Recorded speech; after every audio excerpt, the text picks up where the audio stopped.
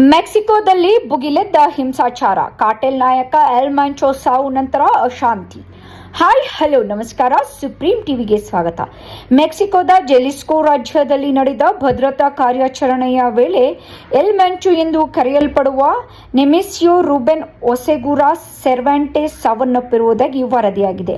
ಅವರು ಪ್ರಬಲ ಜೆಲಿಸ್ಕೋ new generation cartel ಸಿಜೆಎನ್ಜಿ ಸಂಘಟನೆಯ ನಾಯಕರಾಗಿದ್ದರು.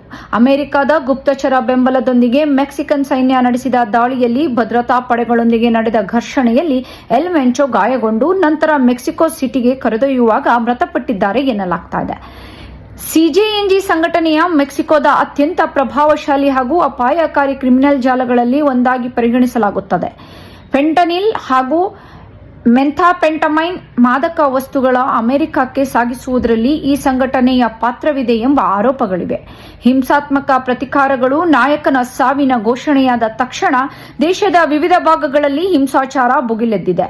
ಕಾರ್ಟೆಲ್ ಸದಸ್ಯರು ಅನೇಕ ಸ್ಥಳಗಳಲ್ಲಿ ಕಾರುಗಳು ಮತ್ತು ಬಸ್ಗಳಿಗೆ ಬೆಂಕಿ ಹಚ್ಚಿ ಪ್ರಮುಖ ಹೆದ್ದಾರಿಗಳನ್ನು ತಡೆದಿದ್ದಾರೆ ಎಂದು ವರದಿಯಾಗಿದೆ.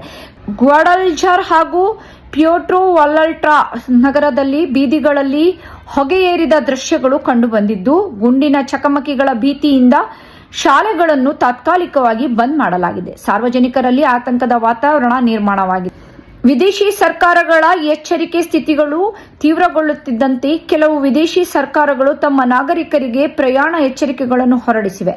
ಕೆಲ ವಿಮಾನ ಸೇವೆಗಳು ರದ್ದುಗೊಂಡಿದ್ದು, ನಾಗರಿಕರು ಅನಾವಶ್ಯಕ ಸಂಚಾರ ತಪ್ಪಿಸಿ ಒಳಾಂಗಣದಲ್ಲಿ ಏರುವಂತೆ ಸೂಚಿಸಲಾಗಿದೆ. ಮೆಕ್ಸಿಕೋದಲ್ಲಿ ಮುಂದಿನ ಪರಿಸ್ಥಿತಿ ಹೇಗೆ ರೂಪುಗೊಳ್ಳಲಿದೆ ಎಂಬುದರ ಬಗ್ಗೆ ದೇಶದ ಭದ್ರತಾ ವ್ಯವಸ್ಥೆ ಎಚ್ಚರಿಕೆಯಿಂದ ನಿಗಾ ವಹಿಸಿದೆ. ಇನ್ನಷ್ಟು ಅಪ್ಡೇಟ್ಗಳಿಗಾಗಿ ನೋಡ್ತಾ ಇರಿ ಸುಪ್ರೀಂ ಟಿವಿ.